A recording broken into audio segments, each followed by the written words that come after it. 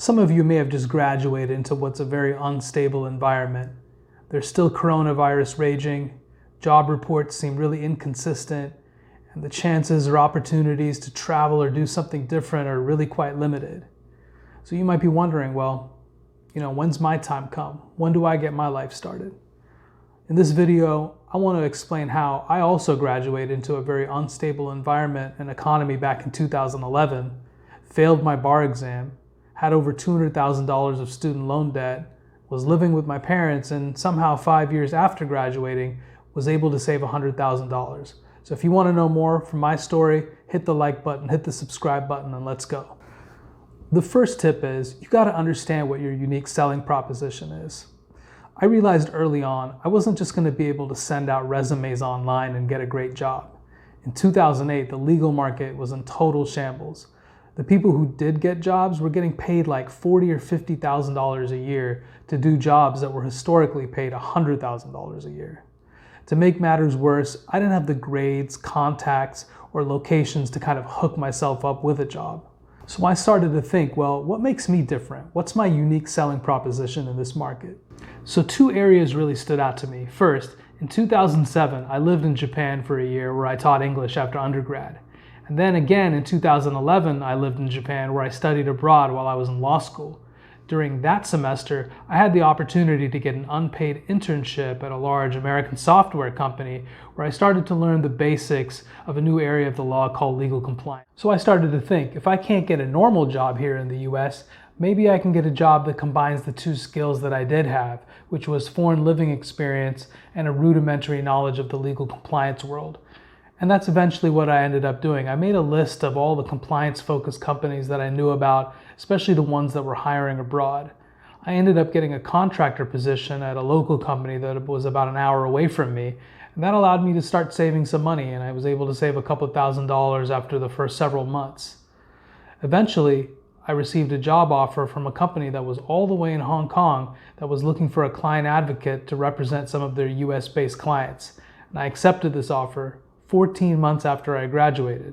So that just shows oftentimes you really have to be patient to see results. Now you might be thinking, well, I don't have a unique selling proposition. I don't have anything unique or any kind of creative skills. What I have to say to that is, well, if you're a student or you have some free time, there's never been a better time than now to learn and to seek new opportunities using things like Skillshare or other forms of online training. What I learned early on was that every kind of unique or fun or creative experience you have, or every random skill that you learn, can pay dividends later and help you carve out your unique selling proposition. Now that brings us to tip number 2, which is to prioritize what's important. So at this point in my life, 14 months after I graduated, I finally had a full-time job. I was living in Hong Kong, which was admittedly pretty cool. But I started to realize, well, am I just going to be out here, have a great time, spend a ton of money, travel every weekend? Or am I going to prioritize what's really important, which for me was to start saving some money. So what I did was write down all the expenses that I had, which included things like student loan debt, credit card debt, apartment fees, all that kind of stuff. And I started to think, well, should I go out every weekend? Sounds pretty fun. Should I get a really cool apartment on the main island in Hong Kong, which was probably going to cost at least $2,000 or $3,000 a month? Should I take trips all the time?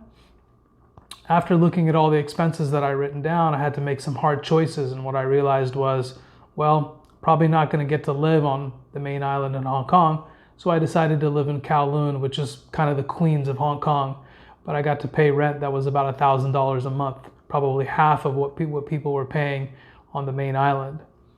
And second, I decided not to take trips every weekend, even though that would have been pretty fun. And I took just 2 trips the whole time that I lived in Hong Kong, which was for about a year and a half. And then third, I did go out with friends, but I tried to limit that to once a week, usually on the weekend. After about 18 months of living in Hong Kong, I'd finally hit a couple of key financial milestones. I'd saved about $20,000 and paid off my credit card debt. And that brings me to tip number 3, which is to never stop growing.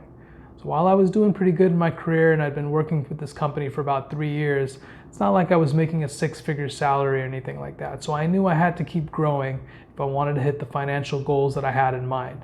So I kept lobbying my organization and my manager to see if I could finally move into a more sophisticated role. Eventually, in year 4, I was able to join our product management team. And this was huge because it opened up a whole new world to me of how to take products to market, entrepreneurship, and marketing. And it also came with a higher salary. Eventually, after working this role, 5 years after graduating, I was able to save $100,000. Finally was able to achieve one of the key goals that I had in mind. So here's what to do next. You might be thinking, that sounds like a great story, but I'm not sure I'm going to be able to do that, or I don't have a graduate degree, or I have some kind of personal situation that's going to make it harder for me to achieve success. And look, I get it. No one's path's the same, no one's story is the same, but there are some simple things you can do to start achieving success. So first is to think about what your unique selling proposition is.